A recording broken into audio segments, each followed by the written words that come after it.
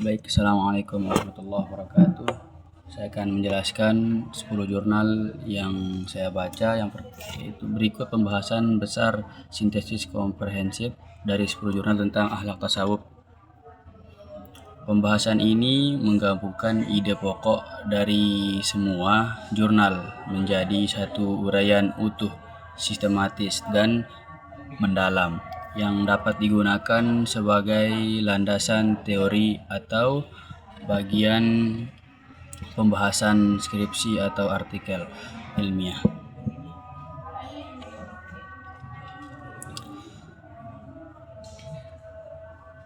Pembahasan yang akan saya bahas ini tentang akhlak tasawuf.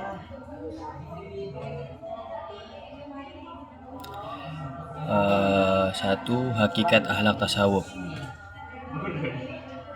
Seluruh jurnal menegaskan bahwa akhlak tasawuf merupakan inti dari ajaran tasawuf dan puncak dari perjalanan spiritual seorang muslim. Tasawuf tidak hanya berfokus pada aspek mistik, tetapi justru menempatkan perbaikan akhlak sebagai tujuan utama.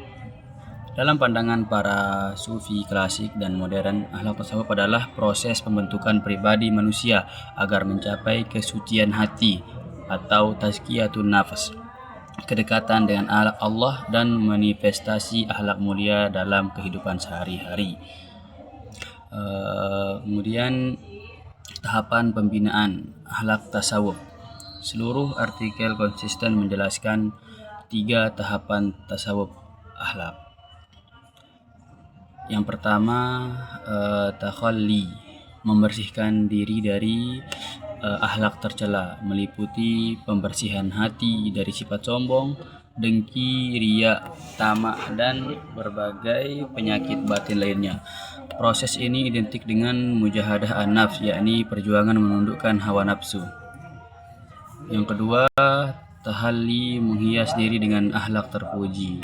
Setelah hati dibersihkan, seorang mengisinya dengan sifat sabar, jujur, ikhlas, syukur, adil, amanah, tawadhu, dan akhlak mulia lainnya. Ini merupakan proses pembentukan karakter positif yang mempengaruhi perilaku lahiriah.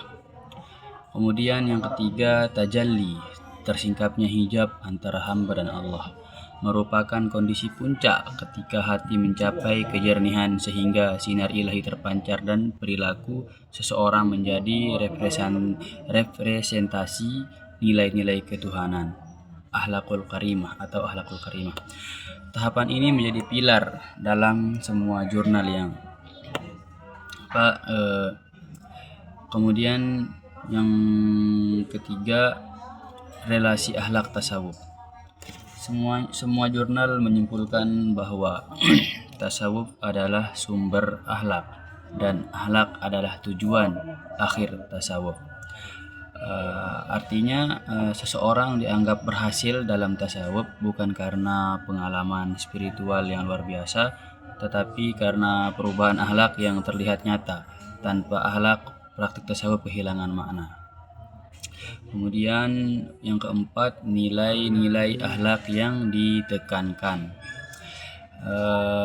Nilai akhlak yang paling sering muncul dalam semua artikel antara lain yang pertama kejujuran, yang kedua kesabaran, terus keikhlasan, syukur, keadilan, tawadhu, amanah, cinta kepada Allah itu mahabbah, menjauhi penyakit hati. Semua nilai ini menjadi standar moral dalam tasawuf akhlaki dan menjadi fondasi pembentukan manusia yang berkarakter. Yang kelima, metode pembinaan akhlak tasawuf. Dari berbagai jurnal ditemukan beberapa metode yang sering digunakan dalam pembinaan akhlak, yaitu zikir dan riyadhah atau ruhaniyah. Zikir menjadi metode utama untuk membersihkan hati, menenangkan jiwa, dan menanamkan kesadaran ilahi. Kemudian pendidikan tasawuf, pembelajaran melalui halaqah, kitab klasik, dan pembimbingan guru atau mursyid berfungsi sebagai kontrol dan arahan moral.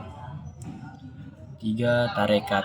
Bagi sebagian sufi, organisasi tarekat menjadi ruang praktik penyucian jiwa dan pendidikan akhlak secara terstruktur.